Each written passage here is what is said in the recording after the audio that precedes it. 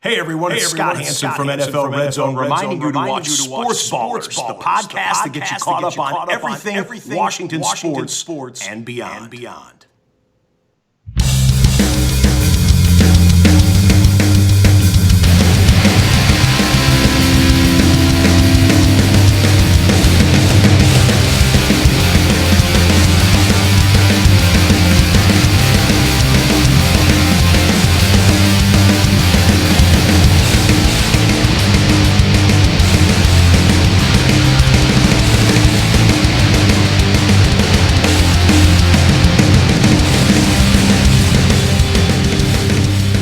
Hello and welcome to the latest edition of the Sportsballers podcast. I'm Evan Ash, joined as always by Cory Puffett and Eric Meyer. And today on the show, we're going to preview the Super Bowl. It's really the only thing happening this week. There's some miscellaneous baseball stuff. We'll probably just get into that next week.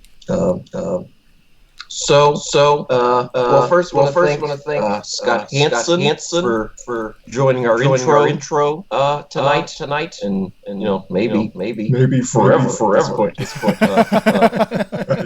Right. How awesome was that? It was very awesome. I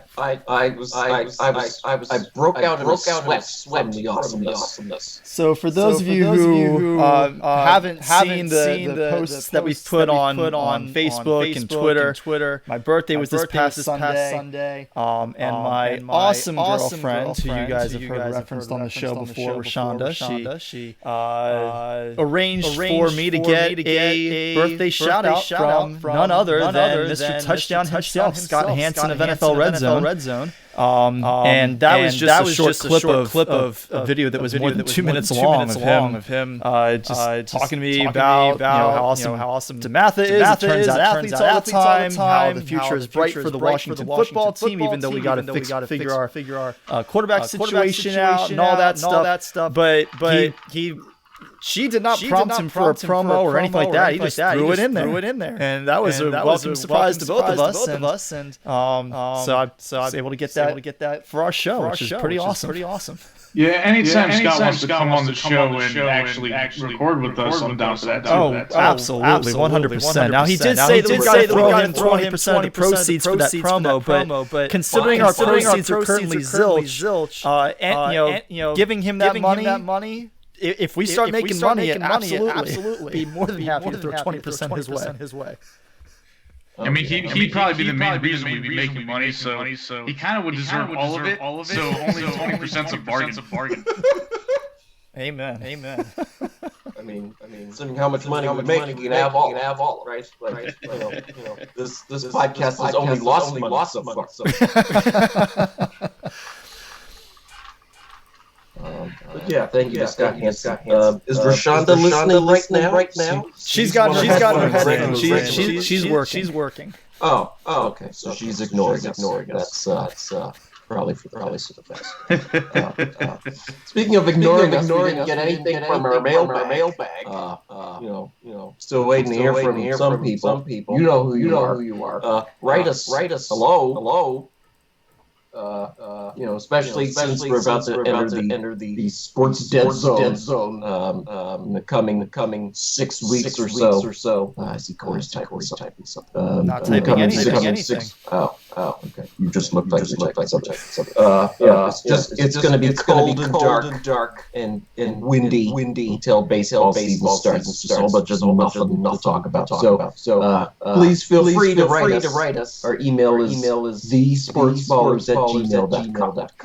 So certainly have to mention as well as Thursday, February 4th. We usually record on Wednesday. Did record yesterday.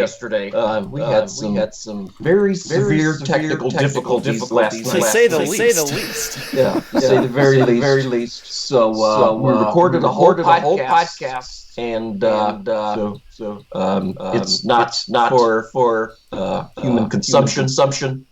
Or anybody. So we're back recording again. So we apologize for the technical issues. This is episode 129. But we might still be working out the podcasting, so to speak. the Super Bowl's this weekend. Let's just get into that. We really, I mean, there's no other sort of preamble or anything like that. So I've got Kansas City Chiefs 34-31 over the Tampa Bay Buccaneers, and Patrick Mahomes as the MVP of the game. I think the Tampa Bay Buccaneers defense will pose a challenge to the Chiefs' offense, particularly with Eric Fisher getting injured, their left tackle. They've had other injuries across that offensive line as well. But Mahomes is just that special. Like the Chiefs can play like absolute crap and still beat you by 20 points. Like the Chiefs game against the Dolphins, Mahomes threw 3 interceptions. They really couldn't move the ball at all. And then late in that game, they just got rolling. And the Dolphins couldn't do anything about it. So I think the Chiefs win in a squeaker. Tampa Bay certainly formidable. Certainly deserves to be here. There's a guy named Tom Brady. He's been around. He's done some stuff. Yeah, our listeners may have heard of him once or twice. Yeah, you might have heard of Tom Brady. So this, of course, the Buccaneers are the only home team to ever play in a Super Bowl. I don't think that matters too much. Super Bowl tickets are ridiculously expensive, and then also there's the COVID situation. You might have heard of that as well. So it's not going to be a packed house in Tampa Bay either. So what do you guys think about the big game coming up? Yeah, I'm really excited for it. Some of our regular listeners or followers may have seen a couple of posts between last night and today with video from my annual Madden simulation game. Do this every year. I did take a short break a few years back from using Madden, but got back to it 3 years ago. And I'm 1-1 since resuming, but I'm like 11-5 all time when I use Madden to predict the game. So a positive record there. Above 67%. And I've got the Buccaneers winning 20-14. It was a pretty fun game. I played as the Bucs in the first half, got them out to a 13-7 halftime lead, switched over to the Chiefs, tried to come back, and in the third quarter, the Bucs defense just would not give me any room to operate. I went 3 and out, I think twice in the quarter. Fourth quarter, I finally got a little bit of movement. Got down.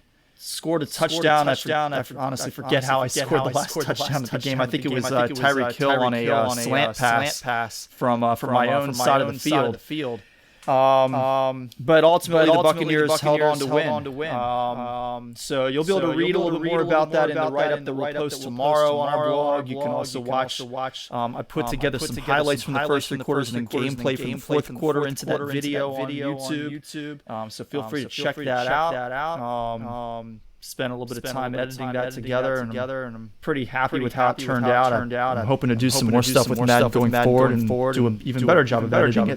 But the big thing though is I don't know how realistic that outcome really is. I think the Bucs can absolutely win this game, but if either team is going to blow the other out, it's probably more likely the Chiefs would do it than the Bucs. But I'm thinking that either way, this is probably going to be a close game. The line is I think 3.5 in favor of Kansas City, and I think that's about right. I don't think it should be any higher than that because I really don't think that the score is likely to be determined by much more than that. But I have to go with the Madden Sim, so it's a 14-point margin of victory for my prediction.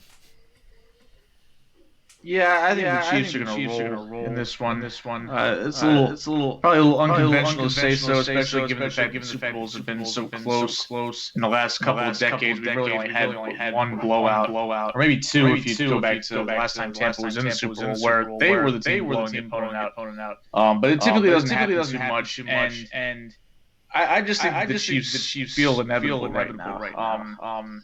There doesn't seem to be any answer for their offense. They had that strange lull during the latter part of the season where people were questioning whether or not they had it. We thought that the Bills were going to give them a challenge. Specifically, Corey and I thought the Bills were going to beat them. Evan looked at us like we were crazy, and he was right to do so because the Chiefs have Patrick Mahomes. He's good. Yeah, he is good, and they've got the best tight end in the world. They've got the fastest receiver in the world. You could argue that he's one of the three best receivers in the world. They've got the best head coach in football right now. And they've got a brilliant offensive scheme. And their line has been banged up this year, but it hasn't been to such a detriment that it destroys the way that their offense functions. So their offensive line is good enough. Even with the injury to Eric Fisher, which does add a little bit more of uncertainty to what the Chiefs will be able to do on a drive-by-drive basis. I just think there's too much firepower. The Buccaneers don't have anybody that can guard Tyreek Hill. We saw that in the first matchup. And they definitely don't have anybody that can guard Travis Kelce because I think that right now, as far as him as a receiver, he's on the same level as Rob Gronkowski was in his prime, and same level as Jimmy Graham was in his prime, where he was simply unguardable. And you can scheme to take him away, but that's going to be at the detriment of the rest of the defense, which has to cover a bunch of really good players as well. So I just don't see any way that they can get this done unless their front four and their front seven just generates such an extreme pass rush, and they not only are able to get to Patrick Mahomes, but able to keep him in the pocket, because getting to him isn't good. Because if he slips out, he's going to hit you for 25 yards literally every play. Like, I've never seen him leave the pocket and have time just to stand around. Sometimes he just chills by the sideline, behind the line of scrimmage, and just waits for one of his all-world players to get open, because they will. No quarterback has the luxury of that, and also has the arm strength that Patrick Mahomes has to get the ball to these guys whenever he wants. Like, there's just no answer for them. So there's a lot there. So first, on Tyreek Hill or on Travis Kelce rather, I think you're absolutely right. I think you could put him right now up against pretty much any tight end from history in their primes. You look at Tony Gonzalez, and I might even say that Travis Kelce right now is as good as Tony Gonzalez was in his prime. Now Tony Gonzalez's prime was over such a long period of time, and he had such a long, great career that there's no way that I'm going to say Travis Kelce as a whole is as good as Tony Gonzalez. But I don't think it's crazy to say that Travis Kelce right now is as good as Tony Gonzalez ever was at any one point in his career. I don't think that's outlandish to say. The one thing that I will take issue with and all of that you just said is you talked about the only way that the Bucs really have a chance is if their front seven can get so much pressure that they can get to Patrick Mahomes. And I think that the Bucs front seven is good enough that they can get pressure. I don't think that they actually have to get to him, though, because if you look at the worst 5 games by DVOA that the Chiefs have had this season, the Chiefs only gave up 1 sack per game in those 5. So the Chiefs at their most vulnerable, and take that for what you will, what most vulnerable means, because obviously most vulnerable for the Chiefs is not the same. That's not as vulnerable as most teams are at their most vulnerable. In fact, them at their most vulnerable is probably better than most teams at their absolute best. But when they are at their most vulnerable, it doesn't require the other team to get to Patrick Mahomes. If anything, it means playing a little bit softer coverage and opening it up in the front seven for the Chiefs to run the ball instead of passing the ball. See, I prescribe the struggles that the Chiefs had, and I use struggles like you, Corey, very relatively. Yes. I don't necessarily correlate them to any type of scheme or any type of result that the defense was creating.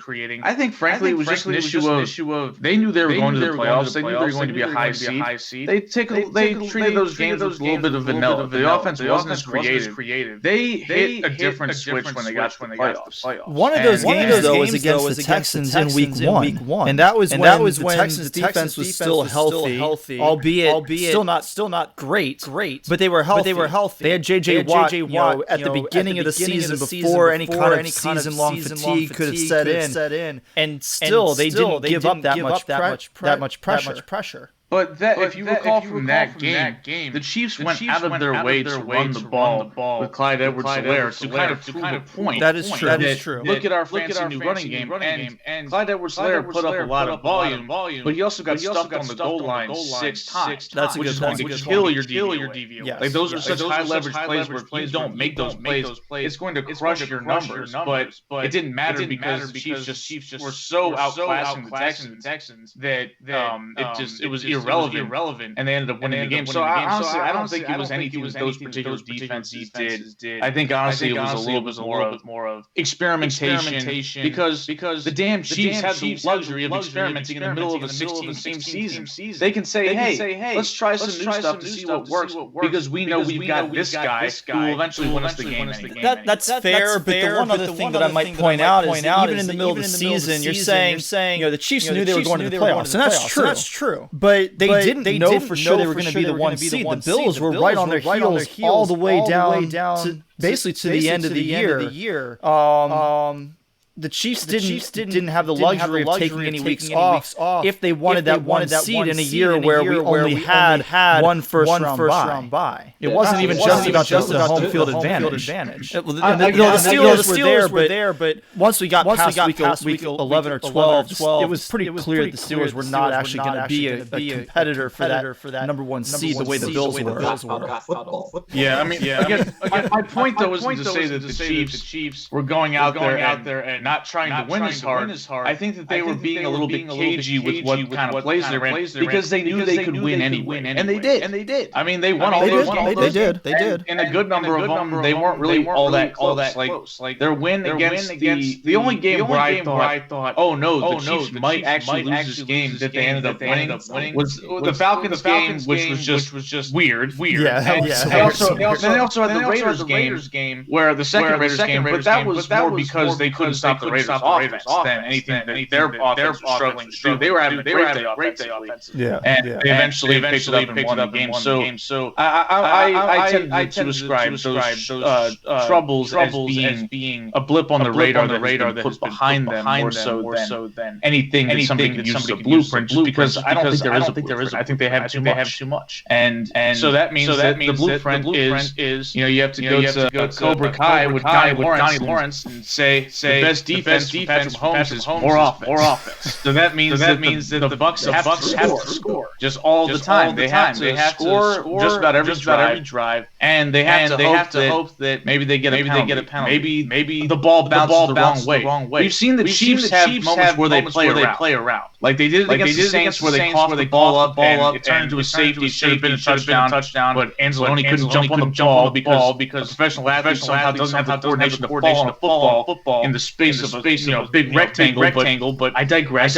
And then also yes, and then against the Bills, they fell behind 9-0, basically because of a muff punt. So that's how the Bills jumped out to that lead. That lead was as fake as the Texans' leads in the previous year, where the Chiefs were just doing nothing but messing up. And then they were like, "Oh yeah, that's right. We're better than you at everything imaginable. We're better than you at football and at life. We're just going to take your soul." And that's what they did to the Bills. I think that they're going to do the same thing to the Bucs. I don't see an answer here. I just don't. And it's not because I don't think the Bucs are good. I just think the Chiefs right now they're inevitable. I have some questions about the Buccaneers' offense and their execution. Like they've they're such a cobbled together team. I mean, they've played what 19 games at this point. But like even in their game against the Packers threw a bunch of interceptions. 3 of them in the second half. Packers failed to take advantage of it for several reasons.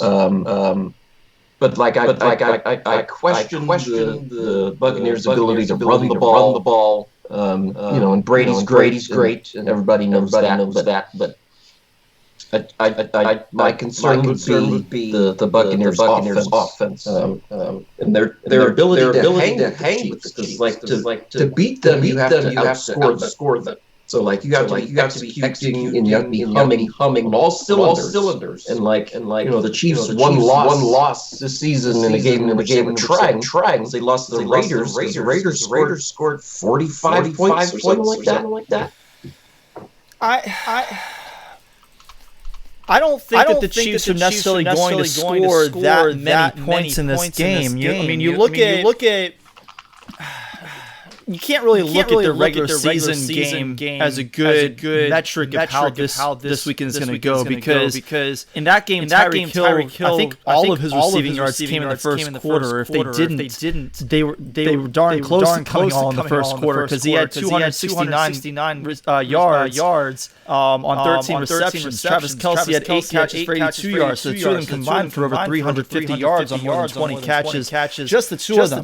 I don't think the Bucs are going to let that happen again. But I do think that it's going to be hard for them to. I mean, they're not going to completely shut down Tyreek Hill. That's just not something that is in any defense's arsenal of things they can do.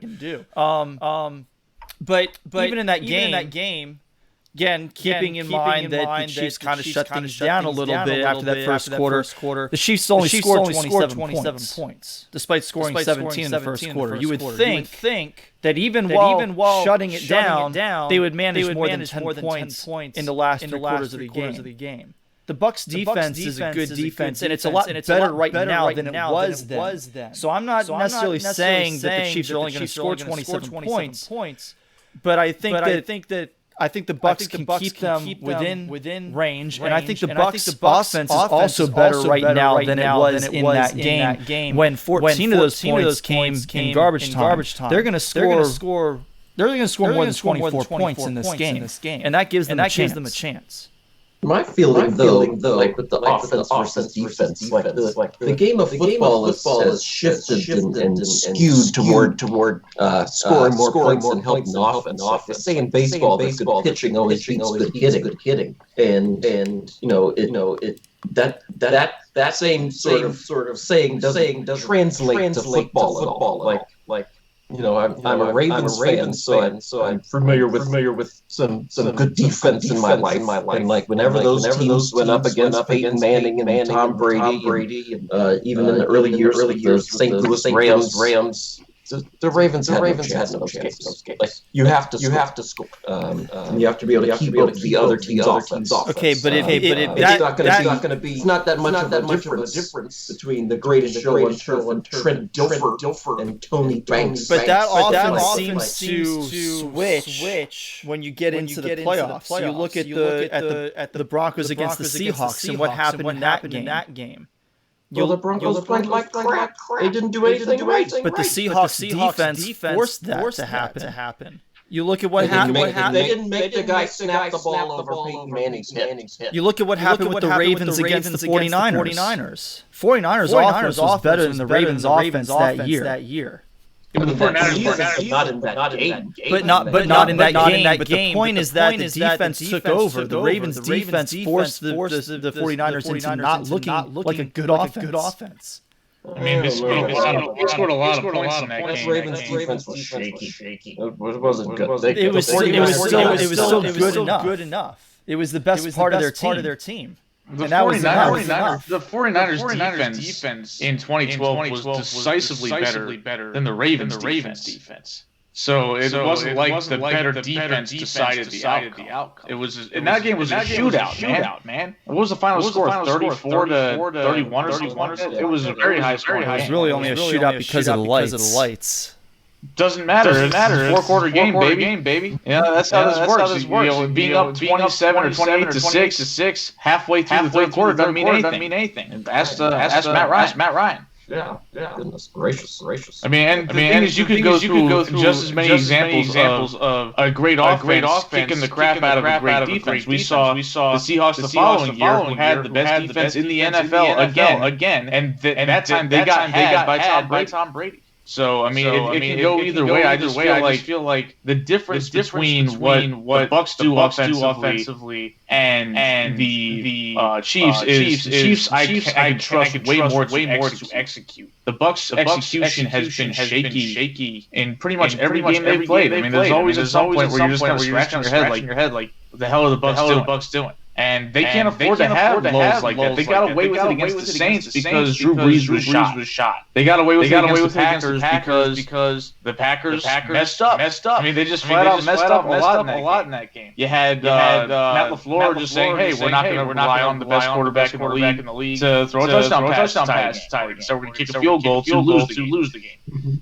Interesting choice, but didn't work out too well for him. So I just think that the Bucs had to have the best game they've had all season offensively. It could happen. But I'm not going to predict it to happen because I just haven't seen it happen. And another issue that I have with Tampa Bay is they just don't have as many paths to victory. They can't close the way the Chiefs can because the Bucs, like Evan said, have pretty much no running game that can be relied upon. I mean, Leonard Fournette, whatever. Ronald Jones again. Whatever. Neither one of those guys is exactly elite. Not somebody that can say, hey, we're up by 7 with 8 minutes left in the game. Let's pick up a bunch of first downs and kill this clock. No. That's not how the Bucs play. And the Bucs also don't really have an intermediate passing game like Tom Brady had in New England, so that they can keep the chains moving that way. They're pretty much a big play offense at this point, which means that if they're ahead by a touchdown or two, they're pretty much going to rely on making more big plays, and those come with a lot of risk. And we saw that happen in Green Bay. Like they were up by 18 points. The Packers cut it to 11. A reasonable team would say, hey, let's run the ball, let's move the chains, let's take up 7 minutes on a drive and score. We don't even need a touchdown. Just score a field goal or something and kill this clock and suck the life out of this game. What's Tom Brady doing? He's throwing deep balls and double coverage for interception. So it's just that's a concern for me. I think that if the Bucs execute, they can win. But again, it comes down to when can they get away with not scoring? Like what? At what point would you feel comfortable with that other guy on the sideline? And the answer to that is never. There is no such thing as a football game where if Patrick Mahomes has time for 2 possessions, he's down 2 possessions, you're going to lose. Period. You're going to lose. You have to take one of those away by scoring again. And so you have to be perfect offensively to beat them. I mean, like the Raiders did. I looked up the score of that game. 40-32 Raiders October 11th. Yeah, and the game they lost, they had to punt at the end. Mm-hmm. Like they were ahead, and they had a chance to put the game away. And Aguilar didn't make a catch. Shocker, I know. And the results, they had the punt, and as soon as they had the punt, the game was over. You knew Patrick Mahomes was going to score. The game was over. Devil's advocate here. The Raiders game, the Chiefs lost. The Raiders had to go for it on fourth down to ice the game. Yep. Maybe they should have punted. But you don't punt to that guy. What are you doing? No way. Devil's advocate here. Eric says that there is not a situation in which Patrick Mahomes is down 2 scores with 2 possessions left, and they don't win the game. That's exactly what happened in my Madden sim. The Buccaneers were up by 15 points. Plenty of time for 2 possessions. First of which Patrick Mahomes drives down the field, but then throws an interception into the end zone. Then the Bucs score a field goal, and Patrick Mahomes fails a fourth down conversion on the next drive. Well, I'm going to pin that on user error again. You didn't control him right with the sticks. I'm blaming you, Cory. I mean, I don't want to completely crap on Madden simulation, but that's not based in reality, right? 11-5. Your analysis on here talking about fantasy stats. I mean, that's fantasy football. But this is your Madden simulation dictating your opinion is like a step beyond. I just said devil's advocate. These are cartoon. I didn't say that's my opinion. I just said devil's advocate. And they're like, that's gonna happen. No. I enjoy Cory's Madden prediction because every time he puts the prediction down on a piece of paper, I momentarily forget that it's a Madden prediction, and I see the score and I'm like, what the hell is this idiot thinking about? That's a terrible score. And I'm like, oh wait, he didn't actually choose that himself. It just happened that way. Funny thing is, I simmed it back today just for fun, and it went the opposite direction. 28-14 Kansas City. Oh my goodness. This reminds me of the time when I decided to have. It was like an older Madden game. I decided to have the computer play the computer, and I would just sit there and watch the Patriots versus the Colts. And Peyton Manning had a terrible game, and Tom Brady was lighting it up. So I told Nolan, see, this just proves that Tom Brady's the GOAT, and Peyton Manning's a scrub. And he was like, it's a video game. It's a video game based on real people, so you know it's true. What happened that season though when they played? Oh, I don't even remember. I think this was in the off season. Like this is like in May. Because I was hoping payoff there. Yeah, no, there was no real payoff there. But May. Goodness. What do you guys think about the Buccaneers and home field advantage? I saw there was a story yesterday that NFL won't let the Buccaneers fire the cannons on that ship when the Bucs score. I mean, it's the Super Bowl is supposed to be neutral, so you have to make this as neutral set of a game as you can. So I understand that decision.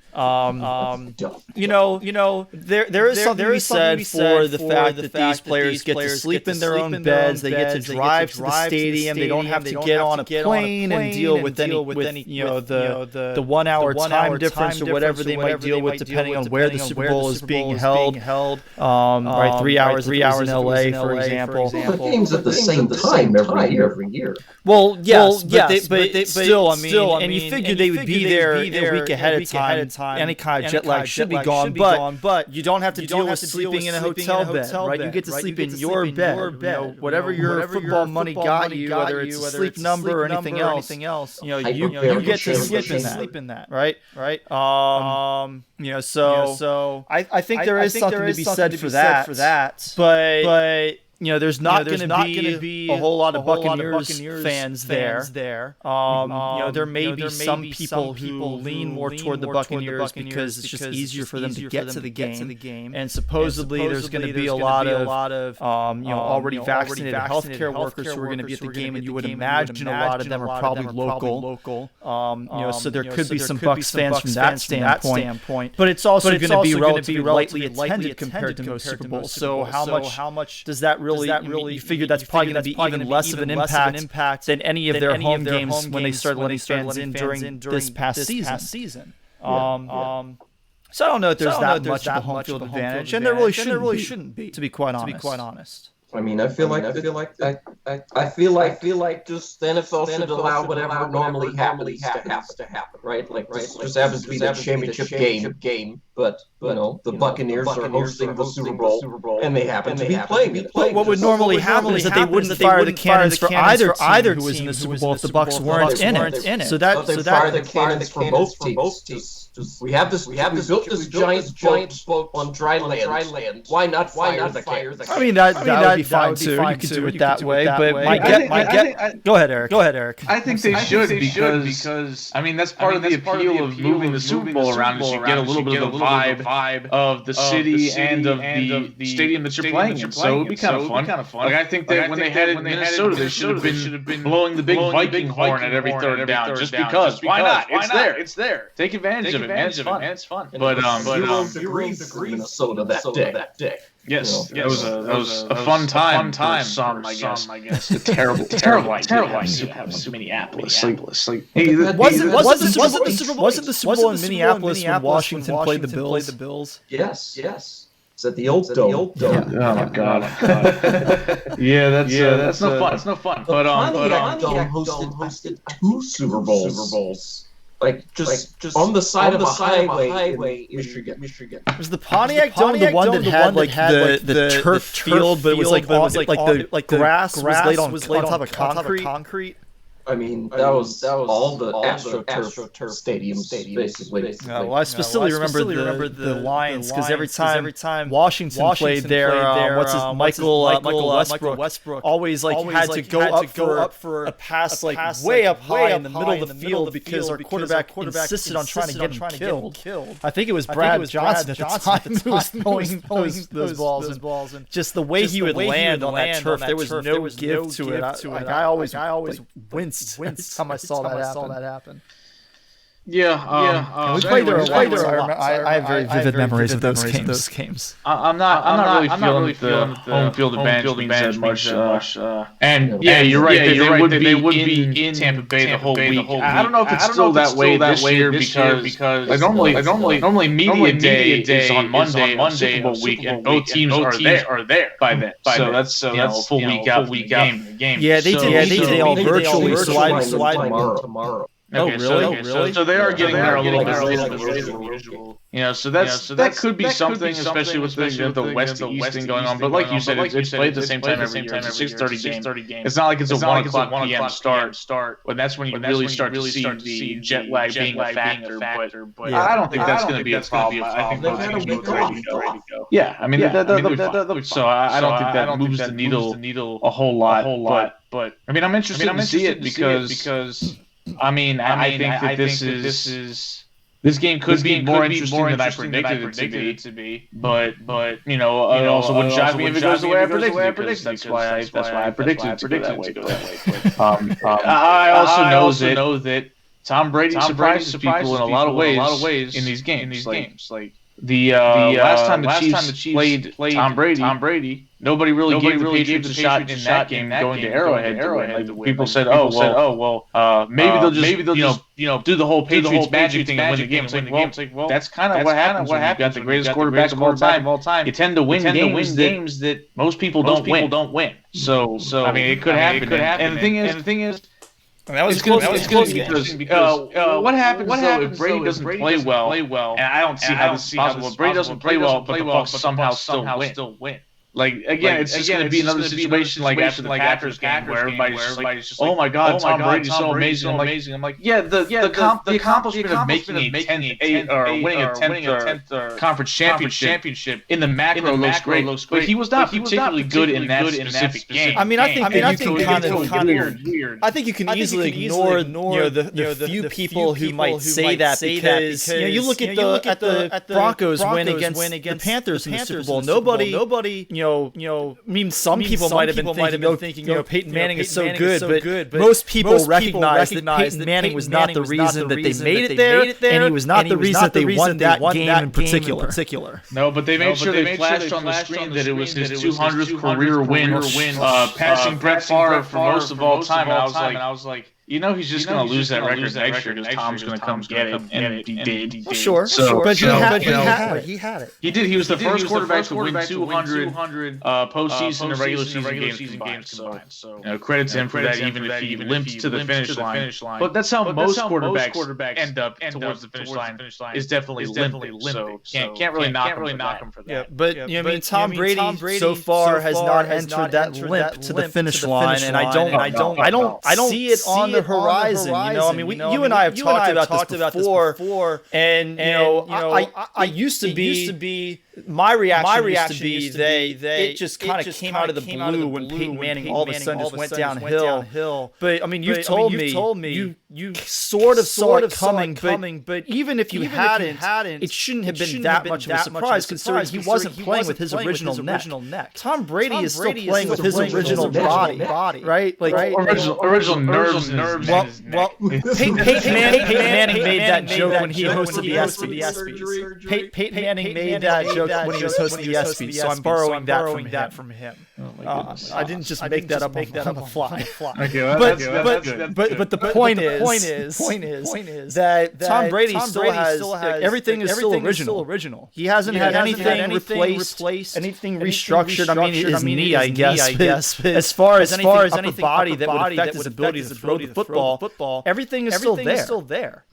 Yeah, and when Peyton Manning declined, and when I mentioned that you could see that he wasn't quite the same guy even before the big time production fall off. It wasn't that I'm watching him decline emotionally. You could tell he physically wasn't the same guy, but he was doing just enough to make sure that what he had up here was still able to shine through, and he was still able to dominate the NFL. Because there's a certain like it's not like I physically decline a little bit, therefore I get a little worse. That's not usually how it goes. Usually it's I declined a little physically, but it doesn't matter at all because I wasn't even relying on that. But eventually you get to a point where you simply can't compete against professional athletes anymore because the decline has reached a cliff, so to speak. Yeah, well, and it doesn't even necessarily have to be a cliff because the talent level in the NFL is so high that a small drop off can be reflected as a huge fall in production.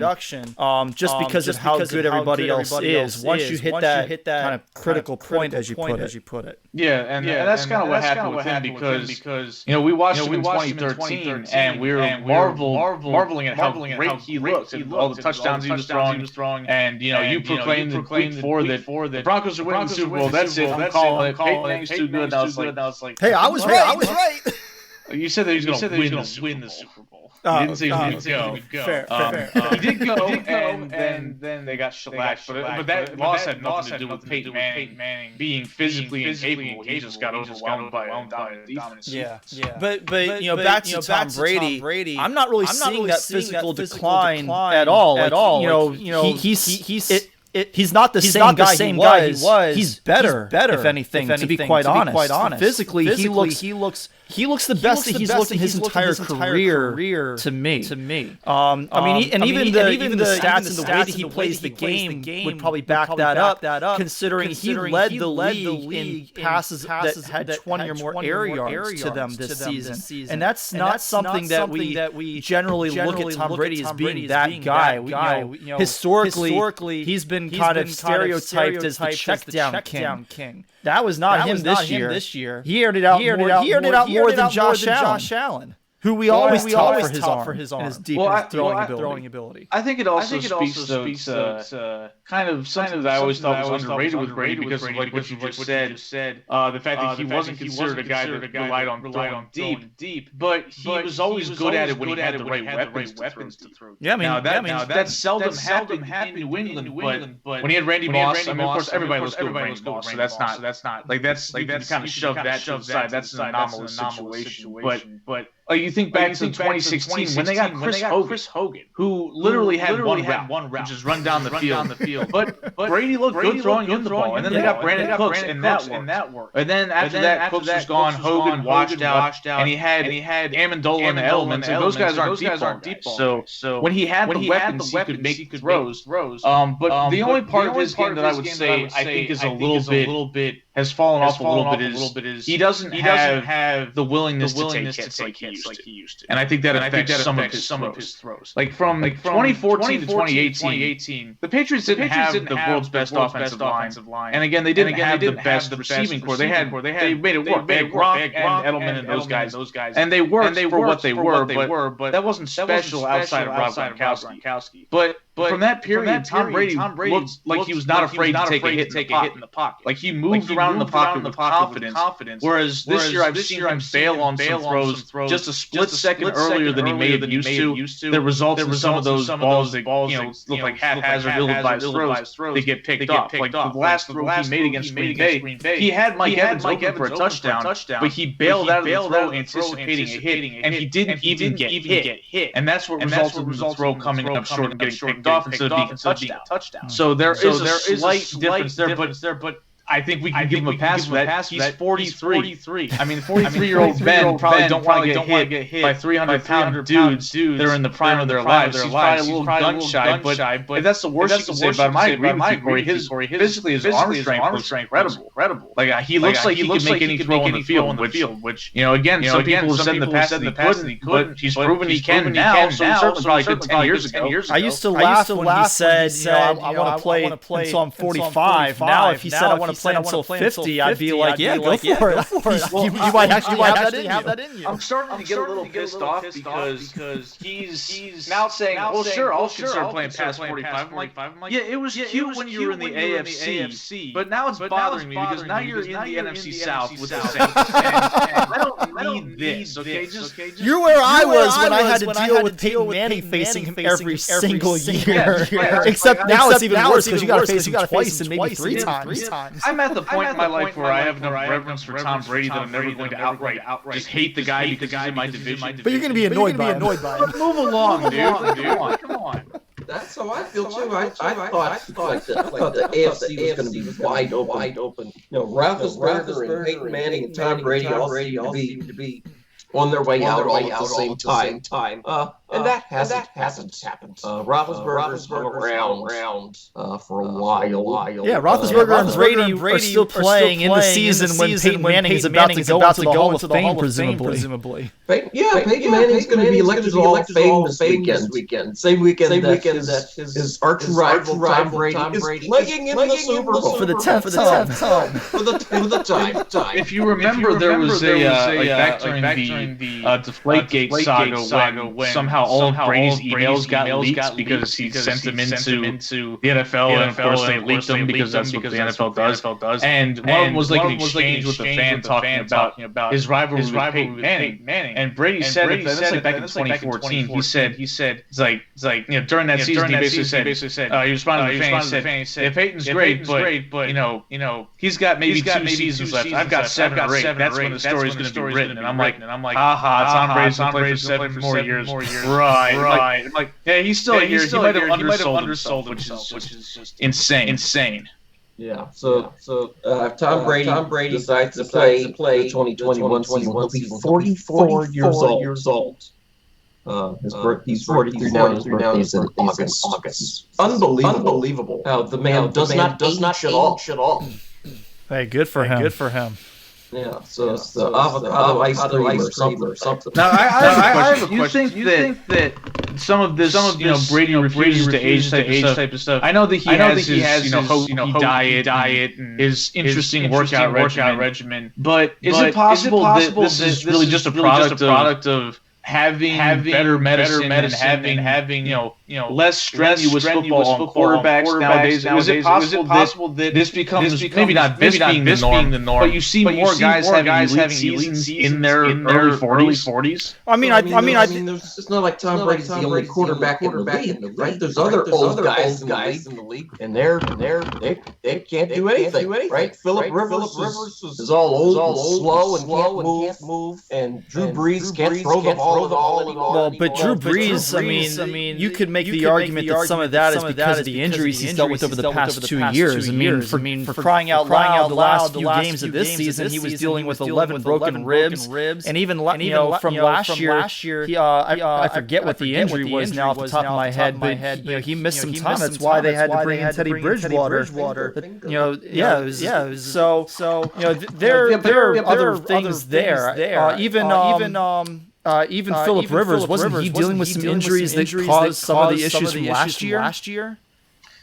Because Philip was pretty good this year. And what was Roethlisberger's problem this year? Well, Ben's kind of 3 yards down the field. Well, Ben's kind of not really always taking care of himself the best by professional athlete standards. But to the point though, Cory, I think that Drew Brees suffered those injuries, but Drew Brees hadn't suffered any real injuries prior to that since he tore his labrum back in 2005. So I think those injuries are also a product of his age. I mean, when you're older, you get hurt, and that's really the big downfall for older quarterbacks is they don't bounce back as quickly, and those injuries stay with you.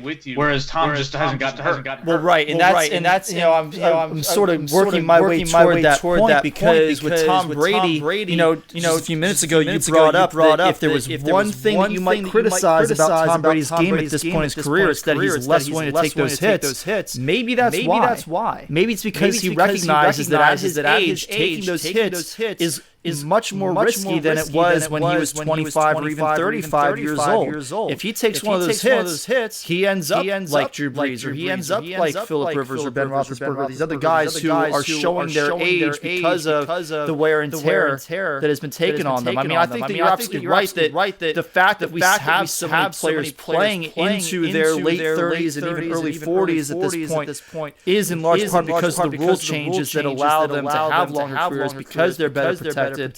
But I think that he also is taking it upon himself to protect himself to a slightly higher extent. Yeah, so he's willing to take a little bit of excellence off the top because he misses a few more throws if it means that he gets to stay on the field. I'm sure the Bucs would agree. You know, I mean, because he was still by DVOA, he was top five this year. And he's, until last week against the Packers, where by Football Outsiders metrics, he didn't have a bad game, even with the 3 picks. But before that, he was lighting it up. He torched the Washington football team's defense, which was great. He figured it out against the Saints defense, which played great that game. So, I mean, he's been every bit as effective and very much capable of winning a championship with his play, even if he's not, putting up bonkers numbers like he was in 2007 or like the early 2010s, where that's kind of what if you saw prime Tom Brady with these weapons, you might think it could be a season like that, but he's willing to let a little bit of that go to keep himself healthy, and I think that's the right math for him because he wants to play as long as possible. I agree. And no, that was not a math joke at your expense, Corey. I saw you smiling. You're just. I didn't think that you suggested it might have been. No, you smiled, so I was like, let's smile. Let's poke the bear. Actually, I was thinking of a Bo Burnham reference. New math. Evan will get that one. Yes. I mean, do we have any? What about? I was thinking about this the past 24 hours. Special teams, like I'm predicting a close game, unlike you two. The Chiefs kicker. Of course, he's a Georgia Tech, but he's better. Isn't he better than whoever the Buccaneers kicker is this year? Bucker is better than Suckup, so he was not in my Madden sim yesterday. Bucker missed 2 field goals and Suckup made 3. Were you the one kicking the field goals though? No, actually, I kicked the 2 for Suckup. The computer was kicking the field goals for Bucker. Oh, well, so there's some user error there. There isn't user error because kicking is not really. I haven't played Madden in a while, but in my history, kicking has always been a relatively easy part. Well, it depends on your sliders. I changed the accuracy sliders to make it more difficult, but that's neither here nor there. The point is that yes, I understand Madden sim is not predictive of real life. So no, I mean I agree with you, Evan. Bucker is definitely better than Suckup on the whole, but Bucker has not been perfect this season. This has probably been his worst season to date. Now Suckup also has had some struggles this year. But Suckup's had some struggles. I think early in the season he missed some kicks, but he's been pretty good of late. I don't necessarily think that this is going to come down to the kicking game. I mean, certainly it could be. Anytime that the game is potentially close, it could come down to the kicking game. But I mean, late in games with these two offenses, I think it's much more likely that the teams would swap touchdowns in the final 8 minutes of the game than have to settle for a lot of field goals. What about a missed extra point or something like that? I mean, that can always come into play. That's been kind of a story all season. I mean, I think PAT's been missed at an even higher rate this year than they had in the previous few years since they moved back the extra point try. This has been probably the worst season for kickers as a whole in a long time. So. you definitely take any of that into account. I don't think it's supposed to be too windy on Sunday, but they are predicting a chance of rain at least early in the day. They think it might clear out by game time, but it could still make for some sloppy, wet conditions that may make footing an issue. And footing, of course, is extremely important for kickers. If you got the ball on the wet grass, it makes it slick. Say that again. If it does rain, the stadium has a boat already. So they're good to go. That's not going to do the players much good. You can play football in the ship. I don't think that it's big enough. Well, there was a college basketball game on an aircraft carrier years ago. That's true. North Carolina played Michigan State on a boat. I don't think the ship in the Buccaneers Stadium is to scale. Probably not. But I mean, it's still a boat. So I looked these numbers up for kickers because I recalled that I seem to remember Harrison Butker was having a really awesome year, and then like week 6 or 7 people started having the conversation about has he overtaken Justin Tucker, which is hilarious. The answer is no, absolutely not. But of course, as soon as that conversation starts, I think it was when the Ravens and the Chiefs played, and now the Chiefs kicked the crap out of Baltimore in that game. But the only thing you heard from Ravens fans on Twitter was how Harrison Butker kept missing kicks and how he was no Justin Tucker. I'm like, well, congratulations for the small victories, I guess. Got a small victory, but whacked like that on national TV. Gotta find something positive. Yeah. So Suckup this year missed 3 kicks. He was 28 for 31. That's pretty good. All the kicks were beyond 40 yards, so he didn't miss any chippies. He went 7 of 9 on 49-yard field goals and split his 2 attempts with 50. So he was pretty reliable. What was his PAT numbers? He made like 91% of them, which doesn't sound great. But compared to league average, it's probably about average. Yeah, and Butker made only 92%, so it was actually he was 88% on those. So Butker had a slight percentage advantage on field goals, but Suckup had a slight percentage advantage on extra points. So both these guys were really good this year. They had really strong years. But Butker was worse this year than he typically is, because usually he's been an ultra-reliable kicker. Absolutely. And Suckup was probably a bit better than he normally is, because he's normally good, but this year he was a Pro Bowl level kicker. Like, he had a really good year. So, and I think Buccaneers fans are just jumping for joy over that, because they haven't found a kicker pretty much in their entire existence that they can count on to make field goals or extra points. So the fact that they actually had a guy come in there and make kicks reliably, they're thrilled with that. So I don't really worry about the kicking game potentially having an effect, although of course it could. I mean, it just takes one kick to mess up a Super Bowl. Ask the Bills and others. And so as well. Yeah. So, but I do think the special teams can play a factor because again, some of the issues we've seen the Chiefs have where they fall behind both this year and last year can be directly tied to special teams flubs. Muffed kicks, mishandled kickoffs. Things like that. That happens. Yeah, big returns. That happens semi-regularly to them. Now normally they just chew it up and it doesn't matter. But it's the Super Bowl. Yeah, a play like that could swing the outcome of the game. I mean, we saw even in the Super Bowl that Peyton Manning played in with the Colts against the Bears. The game. It took a little while for the Colts to get their sea legs because they gave up that kickoff return to Devin Hester on the first play. The Colts were heavy favorites in that game. They should have won that game easily, and they eventually did. But if the other team had somebody not named Rex Grossman, that would have been tough sledding for them because they were down 14-0 to start the game. I mean, that was Devin Hester really rose the occasion. We knew he was the best returner in the league, and possibly one of the best ever. And then he gets to play the Super Bowl and he takes the opening kickoff to the house. Are you kidding me? That was amazing. And everybody was giving the Colts kicker a hard time for kicking it to him. He fielded the ball like 8 yards deep into the end zone. Like, what do you want to do? In the pouring rain. It was a torrential deluge that night.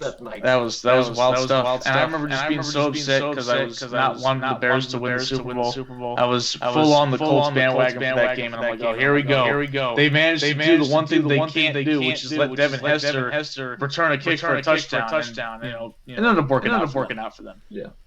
Or you seem really tickled about something. So apparently I'm somewhere on the bay at Galway Bay. I'm driving over the Cumberland Mountains, and I'm in Silver Spring or Silver Diner, according to Pete Strickland, who's calling about the Gonzaga game right now. What? We're gonna need some context. So every time that Pete Strickland does the Math the Basketball game broadcast with Strickland. You should. So he was the Irish national team basketball coach a few years ago. He's a DeMatha graduate from the 80s. Well known. He was an assistant with Morgan Wooten back in the day. But every time that he joins Neil Murphy for the basketball broadcast, he says that I'm in some random place.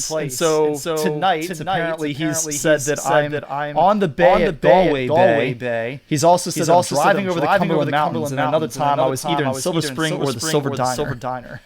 So he does this every time he's on there. So I'm just laughing about that. Someone's filling me in on it. Okay. Yeah, wonderful. Cool story. I'm glad you asked. Yeah, we did. Because you were cheesing over there the whole time. So yeah. Thought you were paying attention to the podcast you're actually on. I'm also paying attention to you guys. Well, welcome to my life, my talk NBA. It's just Cory's up there snoozing the whole time. Yeah. So I mean, we've dissected every little bit from the Super Bowl. We didn't talk about the Hunters. I don't know who the Hunters are too. But yeah, I don't know who they are either. They might not even be this week. I'll let McAfee inform me about the punters on Twitter. I'll let him take care of that for the brand. That's his responsibility. To let us know who's punting and why and what. So that's his forte. I'll leave that to him because he's awesome. I do think punters should be in fantasy football, though. I mean, if they're kickers, it is football. But the kickers score points. Yeah, but the punter is important too. He pins the other team inside their 1 yard line.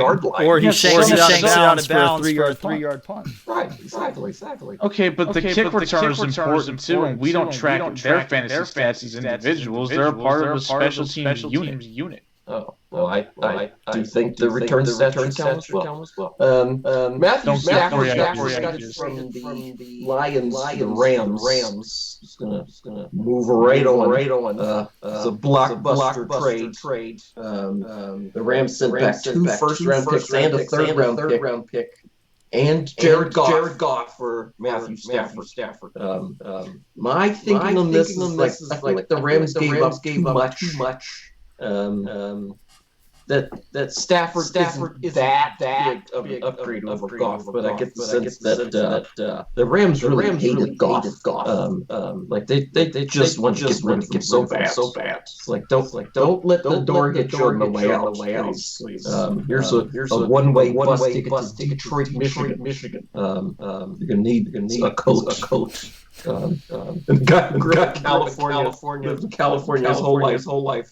He might not even have a coat. Like I don't have here in Georgia. Georgia to coat here. It's rarely gets below 40 degrees. Yes. I think the Rams just hated Goff. They couldn't wait to get rid of him. And then the interesting part about Stafford was this was a mutual parting of the ways. You know, whenever somebody gets fired or traded, they always say it's mutual, but it's It's never as mutual as they say it is. And Stafford was all he said was just don't trade New England where the former clown Matt Patricia went back. It's really. He had no interest in a reunion with Matt Patricia. That is for sure. I think that this is a good move for Stafford. I think it's a pretty good move for the Rams all told. I mean, they obviously had to give up a lot. They gave up not only their starting quarterback and whatever he's worth, but also a couple of first round picks. And a third round pick. But they offloaded an awful contract in Jared Goff, and I get that Stafford's contract is no sunshine on a rainy day either. But he's at least played well when he has weapons around him. You look at some of the issues that we've seen with Stafford over the past couple of years. A lot of it has been because guys like Kenny Golladay can't stay healthy and on the field. If he can get a year of Cooper Kupp and Robert Woods healthy.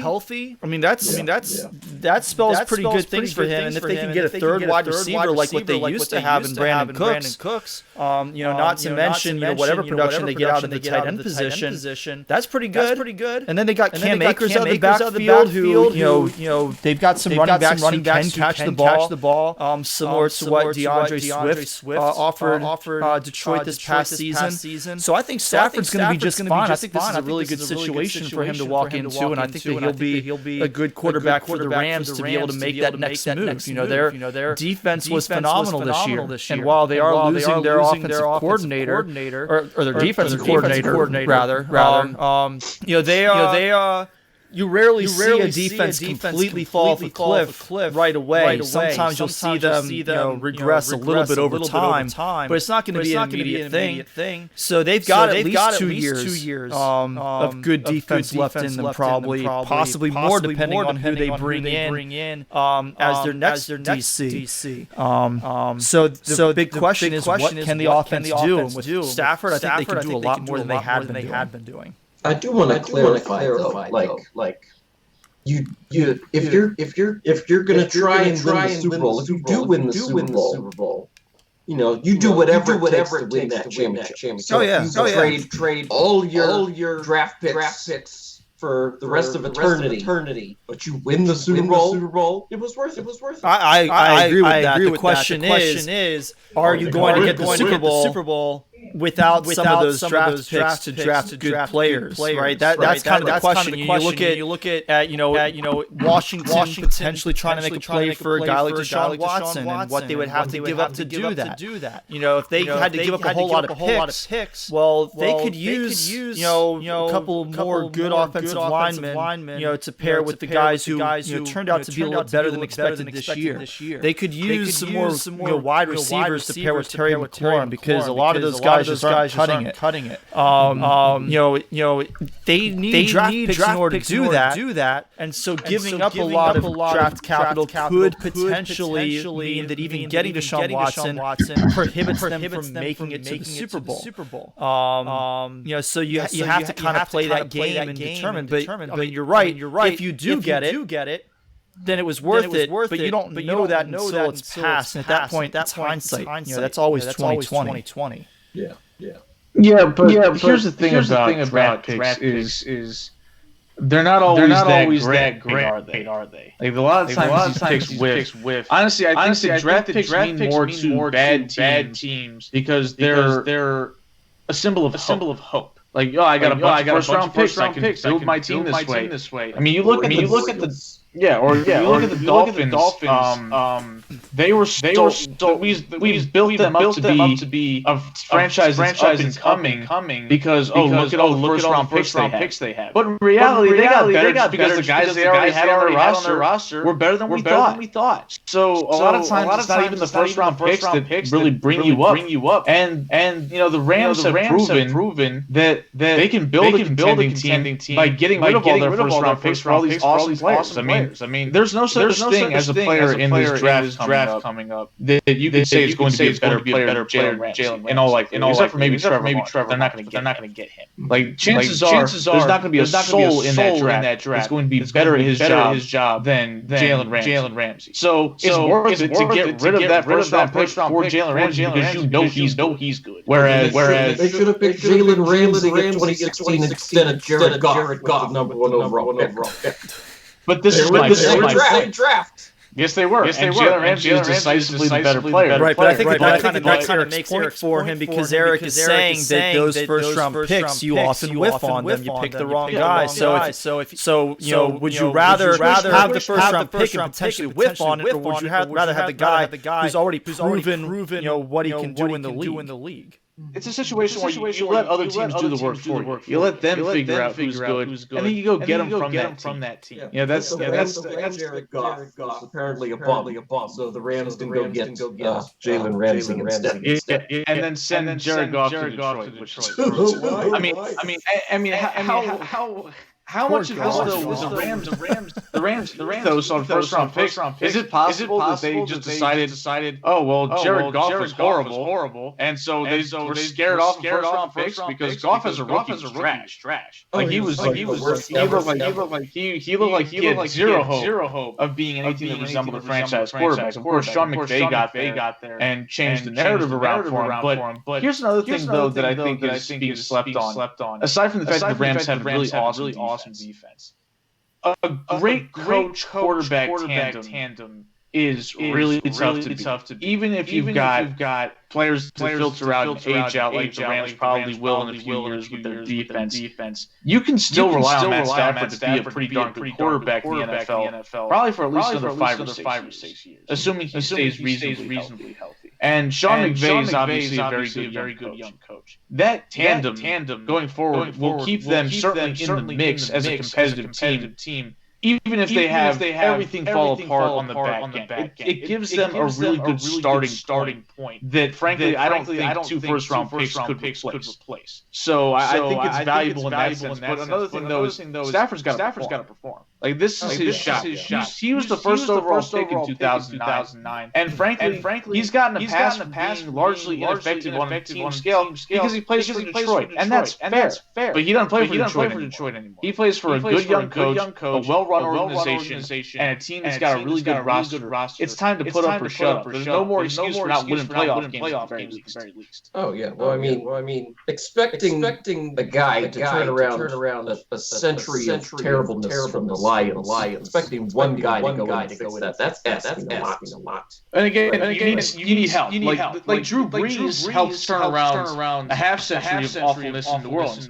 But he had help. He had Sean Payton. He had Mickey Loomis. He had a really good front office. The Saints are a very well-run organization at this point, which is going to set them up for success post Drew Brees. But the confidence in the organization was built because they won games with a really good quarterback. You can have a really good front office and a good coach, but you might not even know it because the team's so ineffective that you end up firing everybody anyway. So the quarterback helps keep the people in the building since you know they're good. And then when they're there, you can continue to build off of that. Bill Polian's in the Hall of Fame. He drafted one guy.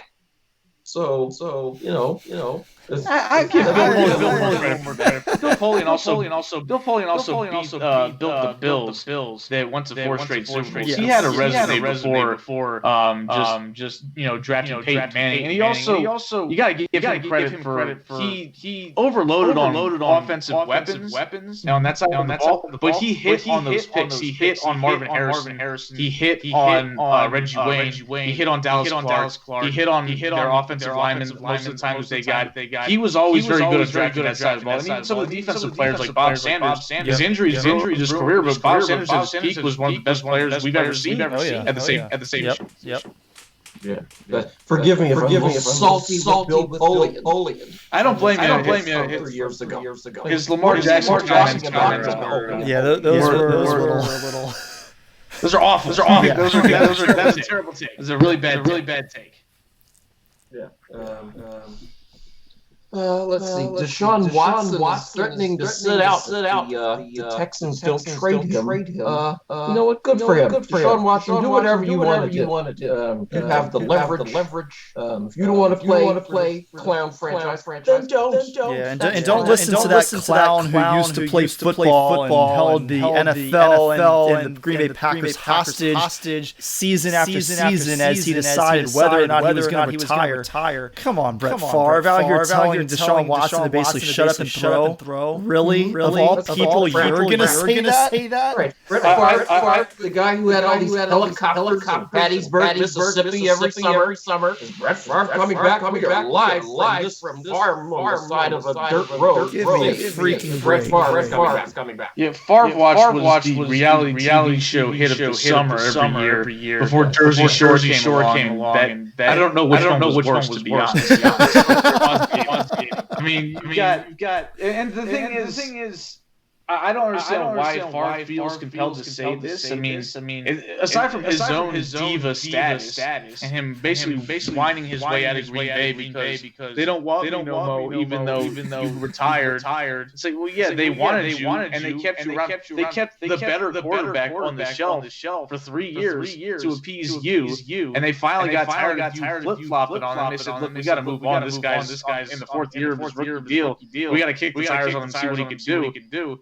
Sorry, buddy. You're gonna have to go somewhere else. And he acted like a big baby about it. And then, I don't think it was very shut up and throw type of situation for him to be taking wiener pictures and sending them to unsuspecting women. I don't think that was something that you would call, just putting your head down and working. And the worst part is, Steve basically said, I'm not going to say he's wrong, but he makes too much money to have an opinion. What are you talking about? It's like, he's still a person if he makes a whole bunch of money. Right. And since when in this world have we ever let a poor person have an opinion? Exactly. That's never happened. So now we're going to flip the script and say, well, now you've got money, so you can't speak. But when you didn't have money, you couldn't speak then either.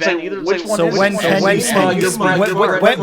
I get to have an opinion? When I have a middle amount of money? What exactly does that entail? There's a sweet spot that's defined by a scientific equation developed by world-renowned genius Brett Favre. You just have to ask him about it. Oh, okay.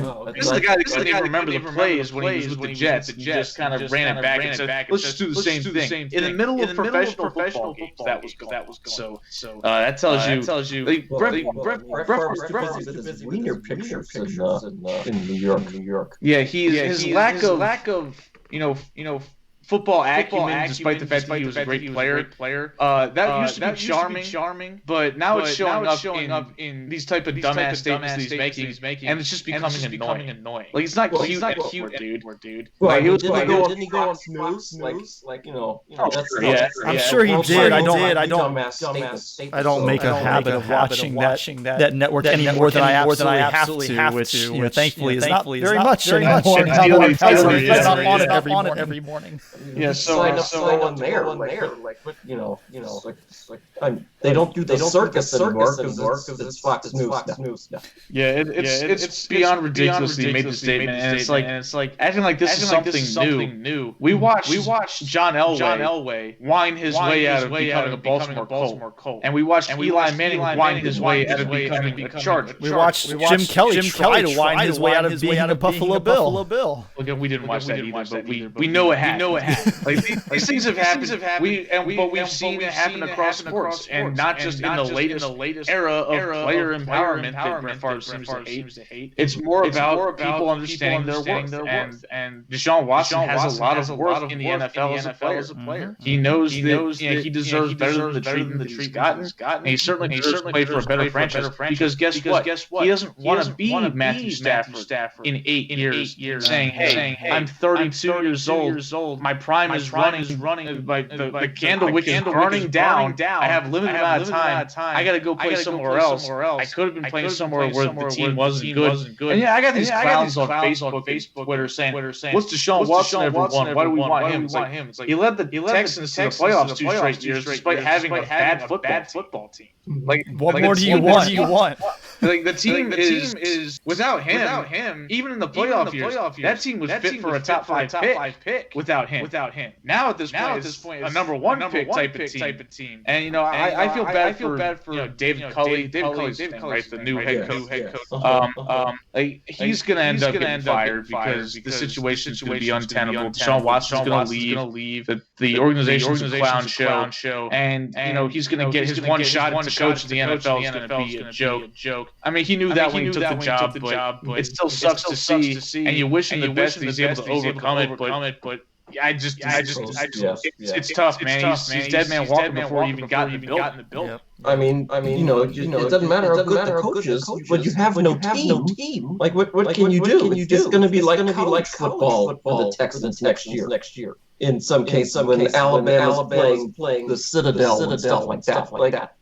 But the Citadel coach, a brilliant genius and a wizard, the greatest of all time, but like. Saban's got nothing but stud ball players up and down that roster, and they're going to kick your butt. It's too bad. Yeah, so I look at it like this, where every time you take a new job that you've never worked before, there's a learning curve and stuff to figure out, exactly what you got to do. You're kind of learning on the job.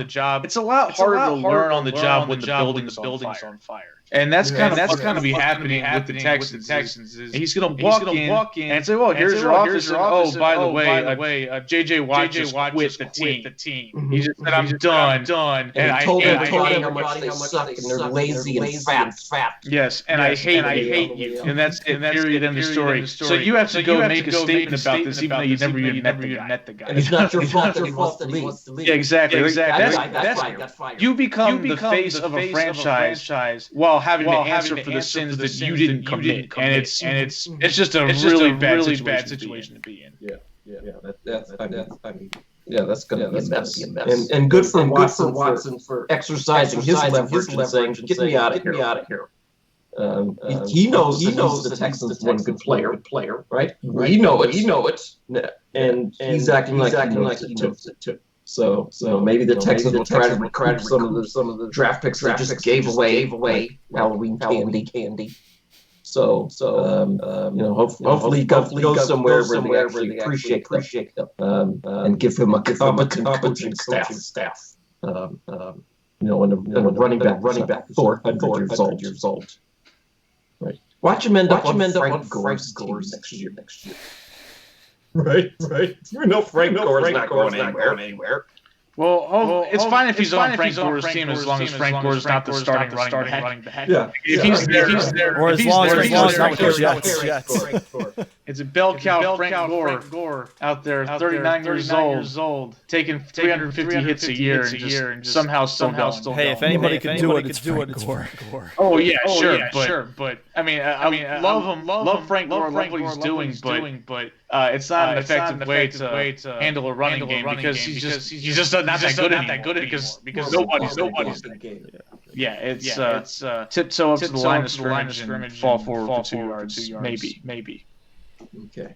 Well, we've exhausted all three of our topics. So I think it's time to get to prop bets. Oh, I forgot about prop bets because we did the whole show last night. I thought we covered this already. Are you re-picking the prop bets or just no? We're going to go back through them and talk a little bit about them and stuff. But I mean, we already determined I get first pick because yesterday Evan came up with a contest for Eric and I to alternate naming as many titles or names that the Miami Dolphins stadium has had. And I know, yeah, all nine of them. I had Hard Rock Stadium. I forget which one Eric said first. I said Pro Player Stadium. That's right. Yeah. And then I had Joe Robbie Stadium, which is what it opened up as. And then Eric flubbed it and said SunTrust. Yes, SunTrust instead of Sun Life Bank or Sun Life Stadium. So I got first pick.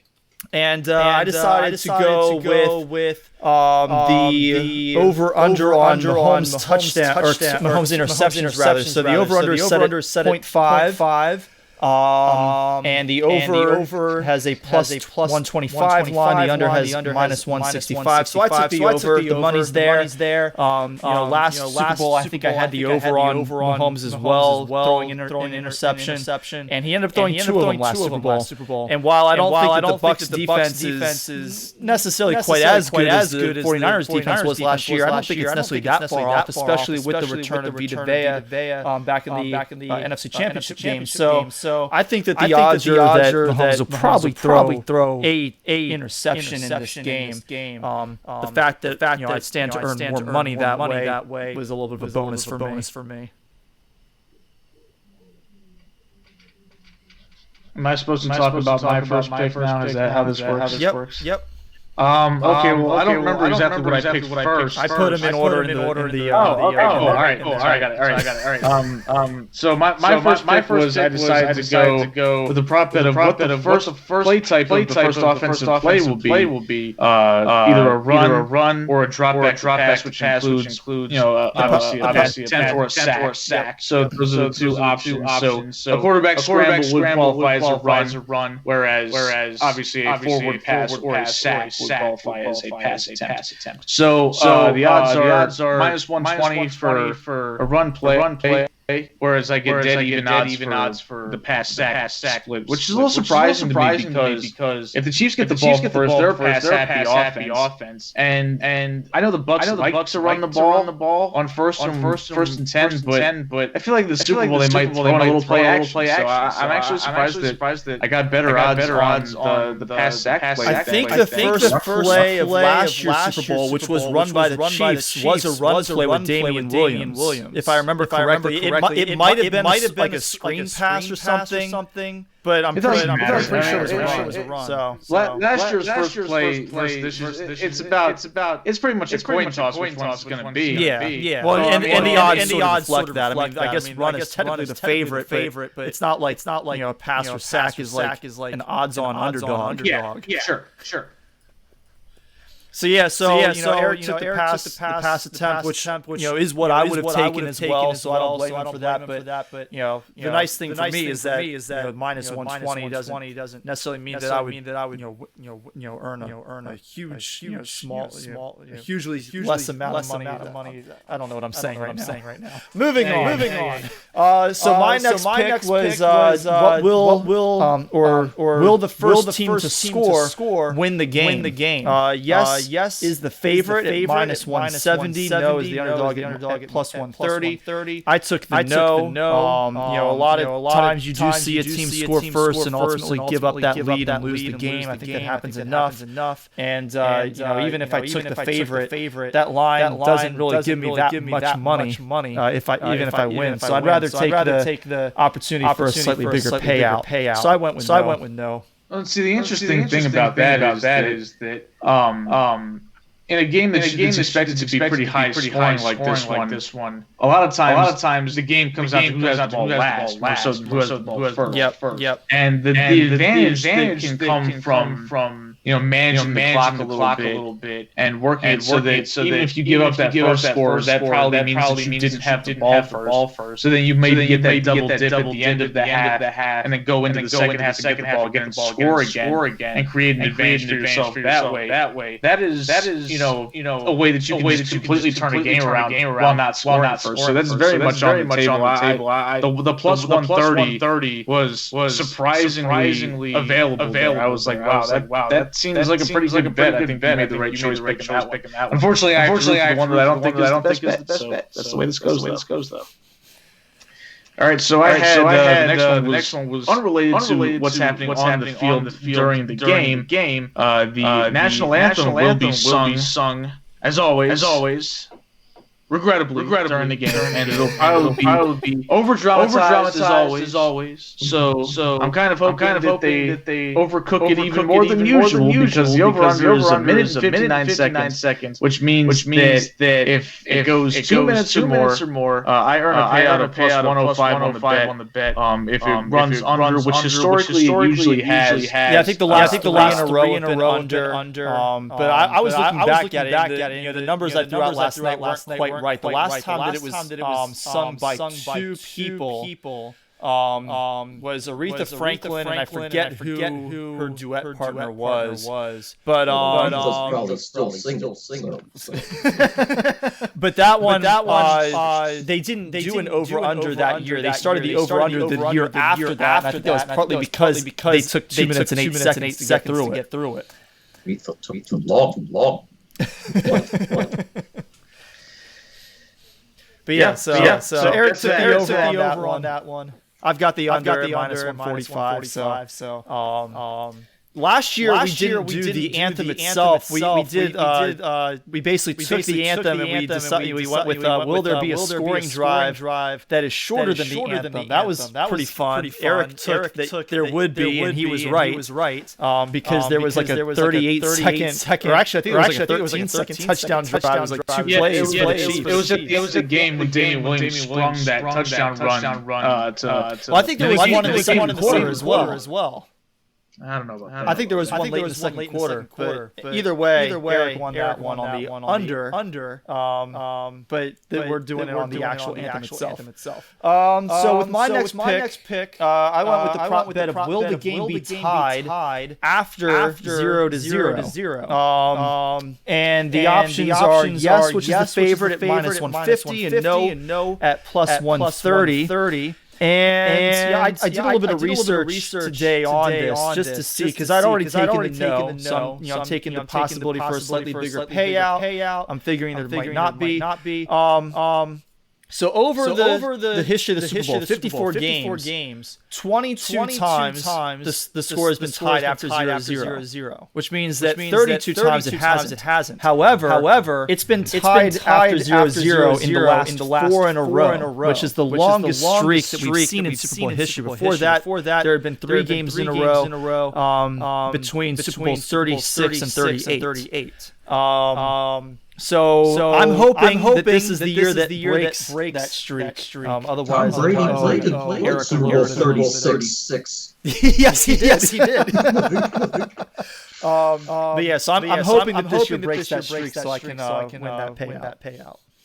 I think that the more likely it is to happen is when you've got a Super Bowl matchup that's going to be a blowout, because chances are the game being tied is unlikely because one team's going to get off to a hot start and blow the other way. Whereas this game is predicted to be a little bit close by most people, not me, but so I think you're more prone to seeing a game ending up tied when the game is supposed to be competitive versus when it's say the 85 Bears going up against the New England Patriots and just mushing them.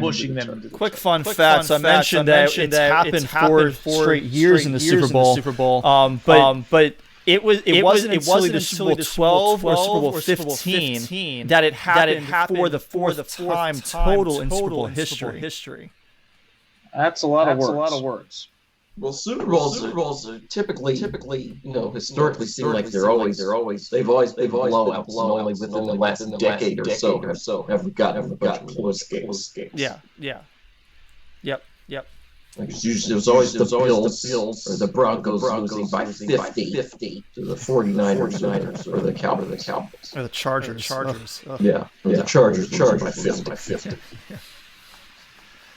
So my next was the over/under on Tom Brady's interception total in Sunday's game. The over/under is 0.5, which basically means Will here won't throws a pick or more than one or any number of picks. It's above 0. He would Cory would receive a payout of -190 on the odds, and the payout for under, which means Brady goes clean game, no interceptions, plus 145 on the money line. I'm stunned that I got this line this way because I think it's a little bit of an overreaction what we saw in the NFC Championship because this year Tom Brady has played 19 games and he's thrown an interception in 8 of the 19. The majority of the games he did not throw a pick, and more of those games happened lately. There was only one game outside of the Packers game down the stretch of the year. He threw a pick, and it was a totally fluky play where Scotty Miller laid out to catch a ball. He hit the turf, couldn't hold on, it bounced up out of his hands and went right to the defender. That's a pick's a pick, and that could something like that could happen on Sunday, but that's not how I want to rely on winning a bet. I'm actually surprised that guys like this kind of odds because, like I said, Brady either throws a lot of picks or no. There hasn't been many games where he just sprinkles at least one interception. It's not a situation where it's like I can count on Brady to throw at least one today. No, when he's had clean games. He's been totally clean. It hasn't been. Oh well, there's the one boneheaded throw from Tom. It's usually games where something's wrong happening for him, and his offense is falling apart. And while I think that could happen, I'm not going to give you odds on that. I would rather take the odds of the opposite. Well, I'm very quick question for you, Eric. Do you think Tom Brady's going to throw 30 interceptions in his entire time with the Buccaneers? Does that include postseason? Yes. Okay, so he's thrown 15 already. So, but I don't think if he comes back next year, which I'm assuming he will. I don't think he's going to throw the same number of picks because I think he'll be a little more comfortable in the offense. And I think you saw a lot of the early seasons as a result of kind of feeling it out. But will he play Bucs beyond his 2-year contract? That's the question, isn't it? So if he plays an additional year on top of playing in 2021, he would need to throw 7.5 per year. So.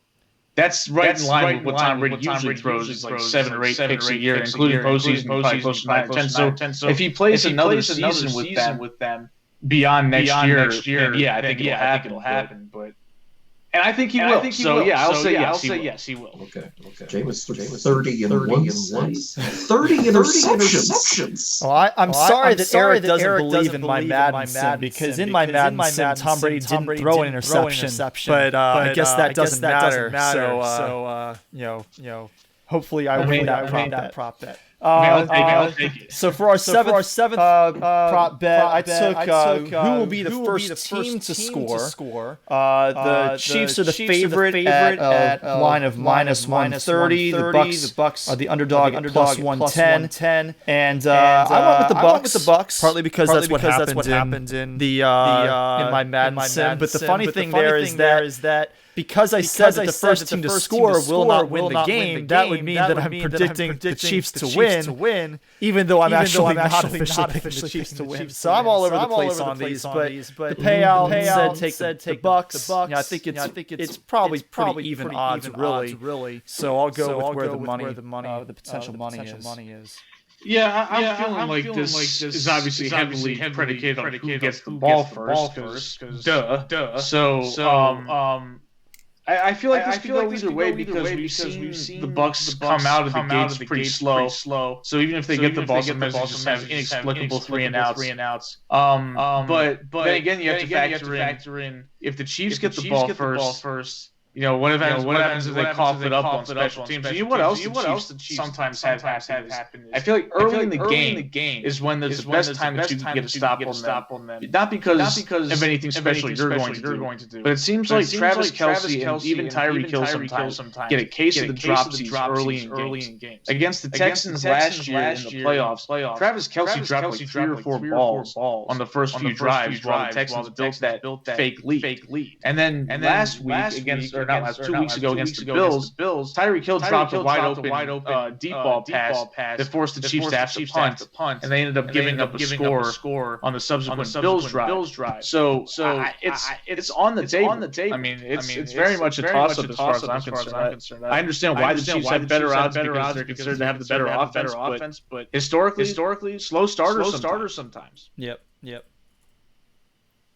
So my second to last prop bet that I got to choose, which I didn't really get to choose the 10th one, but we'll get to that a little bit later. The shortest touchdown, so the distance of the touchdown, that's the shortest in the game. The over/under is 1.55 yards. So that means that any score from the 1 yard line will result in the under hitting, and anything if all the touchdowns that are scored are outside of the 1 yard line, then the over hits. I decided to go with the over because it was getting some odds. I understand that 1 yard touchdowns happen all the time because they're so easy to set up. Like all it takes is a pass interference call in the end zone, ball spot at the 1 yard line, and then boom, next play you score. That happens pretty regularly in the NFL, especially with high flying passing attacks. I mean, if you look at the numbers, Tom Brady by far and away led the league in yards gained by defensive pass interference. It's on Football Outsiders. It's a big part of the reason why his standard raw numbers don't look quote unquote as good as some of the elite quarterbacks. But he makes up some ground because Football Outsiders gives quarterbacks credit for yards gained on DPI. And so if you look that up, he gained like 400 yards almost this year in the regular season off of those plays. That could easily happen in the end zone. So I know I'm talking myself out of the bet that I made, but I like the odds. It's also two high flying teams, so you can potentially just have a bunch of 30-yard touchdowns. Yeah. I could make money off it. I think it's more likely that the under hits. I do. But the odds reflect that, and I think that makes this one a little bit better of a play. Yeah. I mean, from the payout standpoint, it makes sense to take the over. I might have considered taking the over as well, but I also agree. Like I think the under is more likely, and so I'm okay with taking that just because I think that it's more likely I'm going to win that money, even though it's less of a payout than I could have gotten. This year, the Bucs have scored 12 times from the 1 yard line. The Chiefs have scored 7 times from the 1 yard line in their games, but they've done it 3 times in their 2 postseason games. I think last year's Super Bowl saw 2 or 3 scores from the 1 yard line, which is one of the reasons why the under ended up winning for the over under 102.5 total yards on touchdown plays. That was one of our prop bets last year. So. I agree. I think the under is more likely, and so I'm okay with taking that, even though the payout isn't as good. For the second to last total prop bet, my last pick, I went with the first team to score 10 points, which is the Bucs at plus 105, where the Chiefs is the favorite at minus 145. And for this one, I really just I went with the Madison, which had the Bucs at the first to 10, but also had them reaching 20 before the Chiefs scored 10. And I also went with the payout. So it's not a huge difference, but I'd rather have the 105 than the minus 145. Yeah, this feels like a bit of the first to 10 situation seems to dictate. You make that pick based off who you think's going to win. Because it's not like the first to score because that's heavily predicated on who gets the ball first. Whereas 10 points requires 2 possessions, 2 scores. You start to get a little bit more into the game when you get to that point. Which is probably why the Chiefs are minus 145 as opposed to the minus 130 for just the first to score in general. Right, because you've got a bigger window that you need. You got less variance based off of what's expected. Yeah. So I think that I still think though that the Tampa play was better. Just because we know, like I said, Chiefs sometimes start slow, and we also know that the Bucs can score points. So I think that this should have been closer to what the line was for the first to score, and maybe the first to score should have been closer to even. So I actually think that there was something available here. I think Cory made the right play, but I got to root for the other way because that's the way we're playing this game. So hopefully the Chiefs score 10 points before Tampa Bay does. So moving on to the final prop bet that we have, the over-under for the total number of touchdowns during the game. The over-under is set 7.5, which is a ton of touchdowns. That is a big number. The payout for an over win was 140 or plus 145. The under was minus 190. So a pretty heavy skew towards the under, but probably not enough as far as I'm concerned. But I picked the over because I picked a final score of 38-21, which indicates 8 touchdowns scored. So I'm rolling with my prediction, even though I think that in terms of the number of it, the other way is the better bet. I mean, it's reflected in the odds at minus 190. I mean, that's a pretty heavy favorite. I think that's the heaviest favorite of any of the prop bets that we went with for this year. My my score of 20 to 14, would imply 6 touchdowns. But as I mentioned earlier, Ryan Succop had some field goals mixed in there, and there was a 2-point conversion. So it was even less than the 6 touchdowns. So I mean, I'm okay with taking this, even though it's a much smaller payout. So adding up all of these prop bets, if I go 10-0, Eric will owe me $46.11. If Eric goes 10-0, I'll owe him $47.60. Last year, I had a much higher potential payout compared to Eric. But in the end, I think I won 5 of them, Eric won 5 of them, and he ended up owing me $5 even. So we'll see what happens this year. It should be fun to keep track of these and see how much money, if any, changes hands. But that's the potential. I can win basically $46, and Eric can win about 47.5. Yeah, like last year, I think that you had the bigger odds payout type of picks, which meant that I had to win more of them, and we went 5-5, so you end up with a little bit of a payday. Yep. Oh, every single one of y'all's picks was the not the underdog, but the plus side of it. Yeah. There were a few that I did want the favorite anyway. But those were all like near the bottom of the ones that I was going to pick. And Eric ended up taking the underdog for those ones over the course of his picks anyway. So yeah, I mean that's just kind of how it worked out. Every one of us, when it was our turn to pick, we picked one where we were selecting the underdog, which is one of the reasons why this year our potential earnings are so similar. We're only separated by about $1.50 or $1.49. Where does aren't each of you? Isn't it $5? Well, so it's based on a $5 per bet ante, but because of the odds, it works a little bit differently than that. Like we're not going even odds on everything because that's boring. Yeah, it's an issue of like Vegas always has built in, so that way they have what's called the VIG. That's like the percentage that the house gets, but there is no house here. So the extra money just goes up into the ether and doesn't exist. So that's why the potential payouts are lower than the $50 that we bet. Yeah. Because we the two of us will be the house, so we'll collect what would have been that VIG by just not putting it up. Exactly. Thank you for explaining that. I think that's it. Am I missing something else? Nah, I think that is everything that we needed to talk about. We actually did tonight's episode a little bit less time than yesterday, despite adding in the topic about Deshaun Watson. Hey. Mm-hmm. So maybe we should rehearse every show. Maybe. Go only post one of them. I think I'd rather have us just rehearse on our own and like write out some more concise talking points rather than just stream of consciousness on the show rather than let's record two shows. Yeah. I'd rather not do. Yeah. So I guess let's just get ready to get out of here. We'd like to thank Scott Hanson for filming his cameo video for Cory. And then we put it at the beginning of this week's show. I guess presumably from here on out.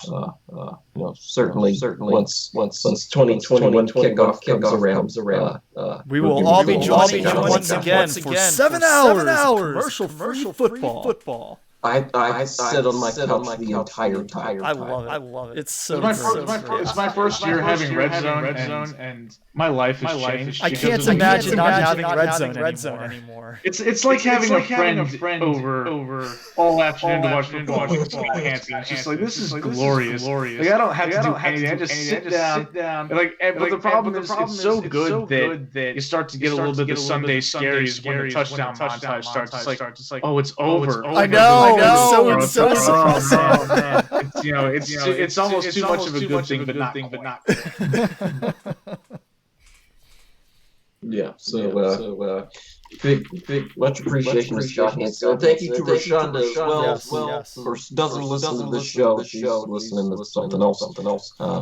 Which is fine. But she arranged that whole thing, and she puts up with us. You know, it's funny. She doesn't really listen to the show, but she pays close up attention that every week she knows whose turn it is to host. Like earlier this week, she was like, "It's Evan's turn this week, right?" I was like, "Yeah, it is." How'd you know that when you don't listen to it? But she keeps track some way. Maybe she secretly does. Maybe. Maybe she just doesn't want to feed my ego by letting me know. Or maybe she's saying, "Hey, I know Cory's not listening, so I will tune in this week." Okay. This that. I think you actually said listening instead of hosting. I think you meant Cory isn't hosting. Oh yeah, I messed it up. Okay, well, whatever. Moving on. There's playing all with your Rubik's Cube. Yes. Boring you. No, I just stimulating enough. I'm plenty stimulated. That sounds Let's get to the end of the show before I think we have our title for this week. So let's get out of here. Feel free to send us an email, sportsballers@gmail.com. Like our Facebook page. Made it this deep into this, whatever it is.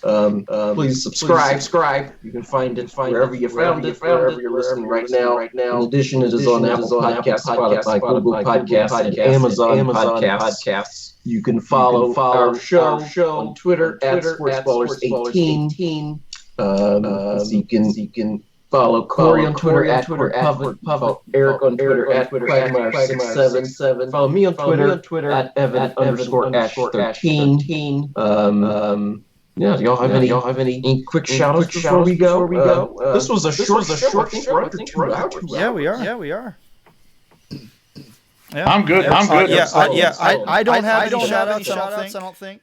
Rubik's Cube. I'm watching Sean's Rabbits pick the Super Bowl, and I agree with Cory. Nibbler was a little close to the one ball from the get-go. It seemed like kind of walk him into the room a little bit after the Bulls were sat down. So the Buccaneers bowl had home field advantage, is that what you're saying? Heavily. Okay. So yeah, I think that'll do it. Please, everybody be safe out there. Please wash your hands. Please stay socially distanced. Please don't attend the giant Super Bowl party. Just don't do that. That's foolish. Spend time with your family. You're probably tired of your family. Not naming anybody in particular, but people out there. You get tired of your family sometimes. That's okay. It's okay. But just hang in there. Wash your hands. Wear a mask. Bathe. Please bathe. That's important. Especially for people. Bathe. And then tell the people you love that. So for Cory, Eric, I'm Evan. This has been the Sportsballers podcast. Thank you so much for listening. And we will talk to you next week.